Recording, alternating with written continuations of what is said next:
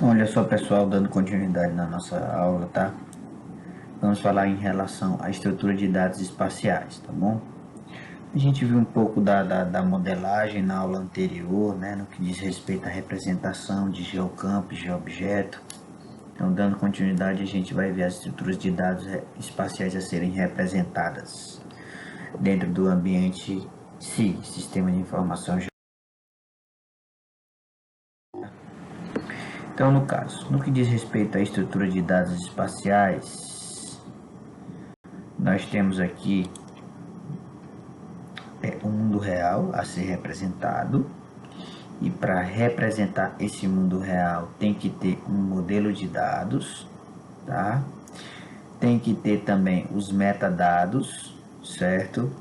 Os dados descritivos, e compreendendo esses três conjuntos, nós vamos ter os mapas. E também podemos realizar as operações e análises, certo? Desses mapas, e assim a gente trazer alguma informação, tá bom?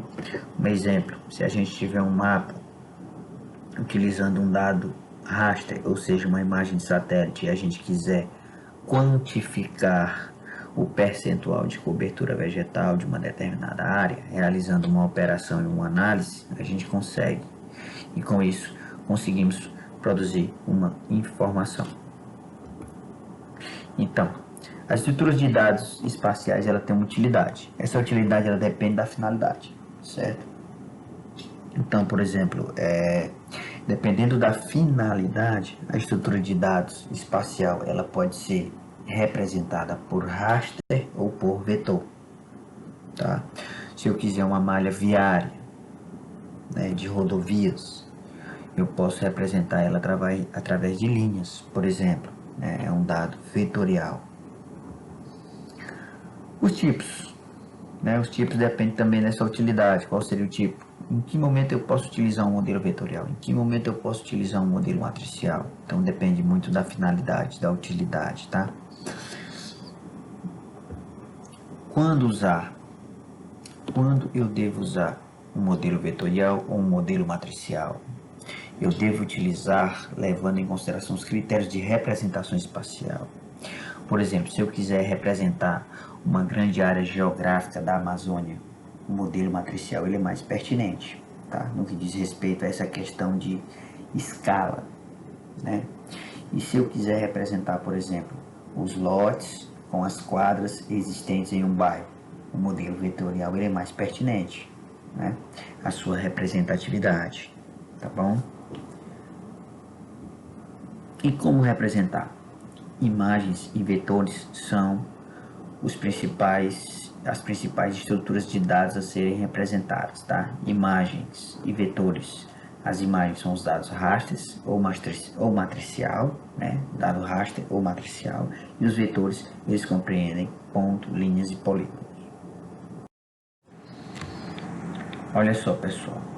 No que diz respeito a mapas e imagens, nós temos aqui uma definição inicialmente de mapa, que é uma representação plana mais aproximada da superfície terrestre, certo? E esse mapa, ele representa um traço, e esse traço, por sua vez, pode ser um ponto, uma linha, um polígono, tá? Conforme a gente pode ver aqui, ó, o mapa do território de desenvolvimento do Piauí, nós temos a representação de polígono, nós temos uma representação de um ponto, tá? Considerando assim, né? E também podemos, se tivéssemos aqui toda a malha viária compreendendo o estado do Piauí, com todas as suas rodovias, nós teríamos a representação de linha, tá? Então, o mapa ele representa um traço através de pontos, linhas e polígonos, tá bom? E já levando em consideração as outras representações, nós temos as imagens, tá? A ortofotocarta é uma delas, onde ela é representada através de células ou pixels. Esse conjunto de células ou pixels é que vai dar a visualização do local pertinente a uma determinada área, onde a gente pode observar aqui, ó, certo? Vocês também podem observar que na imagem há, certo, alguns retângulos pequenos aqui, Tá? Isso aqui é o chamado processo de vetorização, é onde a gente costuma desenhar com base em uma imagem ou em um arquivo digital algum objeto presente lá naquela representação cartográfica, seja uma imagem ou seja um mapa digitalizado, tá bom? Ortofotocarta, tá? Que a ortofotocarta, por sua vez, ela é uma representação cartográfica através de uma imagem, certo? Levando em consideração a sua correção geométrica, tá? E o seu referenciamento. Temos também uma outra representação, que é a carta-imagem. A carta-imagem ela já é um mosaico, ela já é o conjunto de ortofotocartas, tá? E nós podemos observar também que ela é formada por um conjunto de células ou pixels, trazendo assim o imageamento de uma determinada área. Imagens de satélite, né? Aqui nós temos a imagem do Sibers 4, que foi um satélite lançado recentemente. Ele apresenta aqui uma resolução espacial de 20 metros por 20 metros do pixel, e cada pixel ele vai ter um valor. Como aqui a composição é RGB, aqui nessa área do pivô central, certo? Pivô central ele é para quem não sabe, certo? Ele é uma área irrigada em forma de circunferência, conforme vocês podem ver aqui. Ele vai apresentar aqui um valor atribuído a cada canal, a cada banda, certo? Nós temos aqui a banda do vermelho com o valor de 17, o pixel, do verde 31 e do azul 38, o valor do pixel, tá?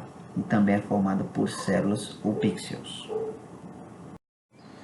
Então, quais são para representar mapas e imagens, quais seriam as características essenciais? Distância, áreas e direções, né? Então, nessa representação, deve-se ser levada em consideração as distâncias, a área a ser representada e as direções. A exigência tem que ter um sistema geodésico de referência atrelado àquele mapa, né?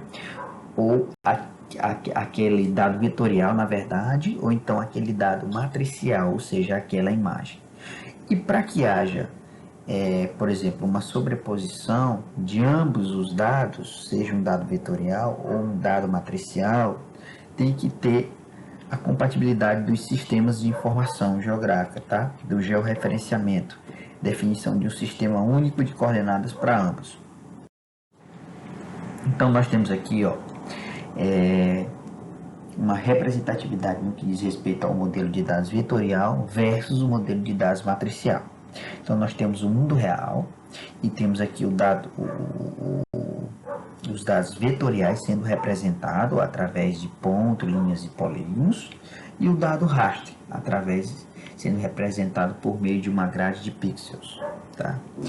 Então, com isso, o modelo de dados vetorial ele é empregado nos mapas do tipo traço, ou seja, ponto, linha e polígono, feições geográficas associadas a ponto, linhas e polígonos, e a associação depende da escala do mapa, definida a priori. Por exemplo, eu posso ter um mapa do estado do Piauí, em que eu possa representar, certo? Através de polígonos. Posso ter, né, um mapa do Piauí, em que eu posso representar, na verdade, seus municípios através de polígonos. Mas também eu posso ter um mapa do Piauí, em que eu posso representar, certo?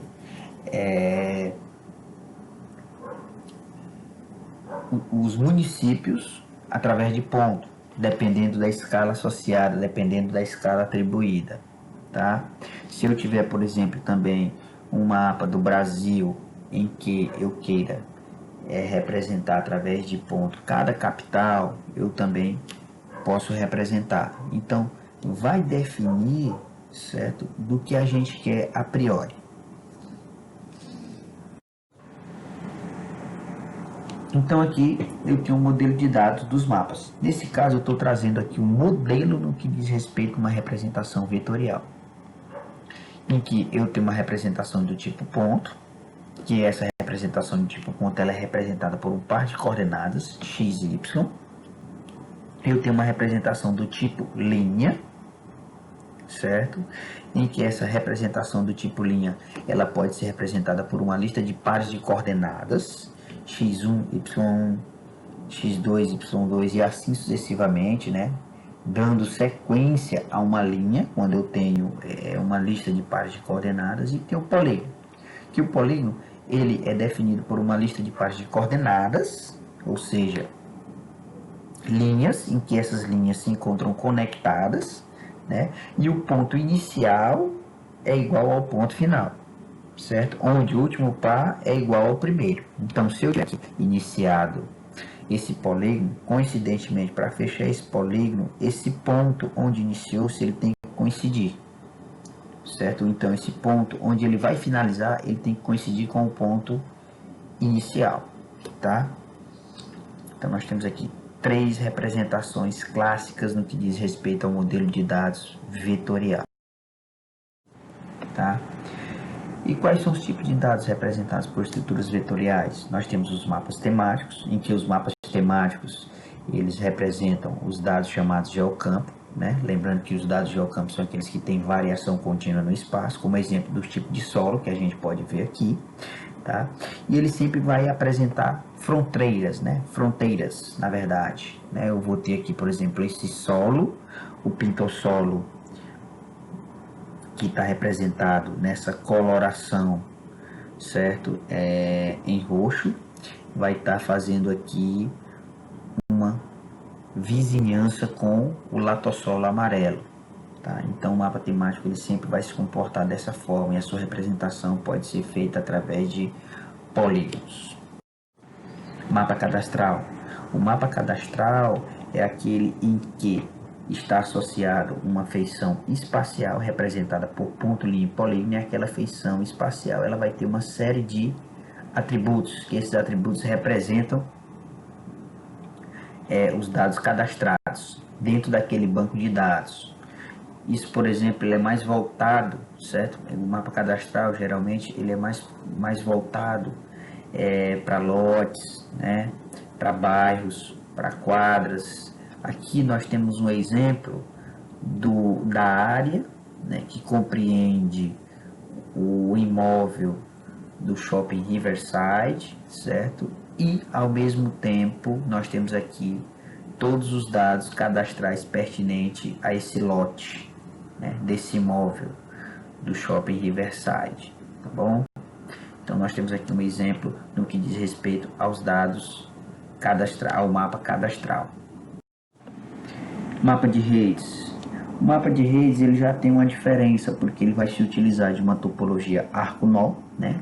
A topologia, por sua vez, é a relação geométrica entre as feições espaciais, em que nós temos aqui uma direção de fluxo e, ao mesmo tempo, nós temos a representação de uma linha, que aqui no caso é a representação de uma rede de água, indicando o seu fluxo por essa seta amarela, e nós temos aqui esse nó, que esse nó é onde ele tem todos os atributos pertencentes a essa rede, tá? Por isso que costuma-se dizer a impedância, que é o custo de percorrimento dessa rede até chegar nesse nó. Então esse nó ele pode ser uma peça técnica que ele vai indicar qual seria, por exemplo, o número do nó, qual seria o tipo da peça, em que rede ela está conectada de acordo com o diâmetro, tá? Então o mapa de redes ele tem essa característica de armazenar as informações no seu nó. Por isso que a gente chama de arco-nó, porque tem a questão do arco, que é a rede em si, certo? E tem o nó, né? Então, a conexão desse arco, desse grafo, que a gente chama grafo orientado, porque ele tem uma direção de fluxo, quando ele se conecta a esse nó, fica caracterizado como uma chamada topologia arco-nó, tá?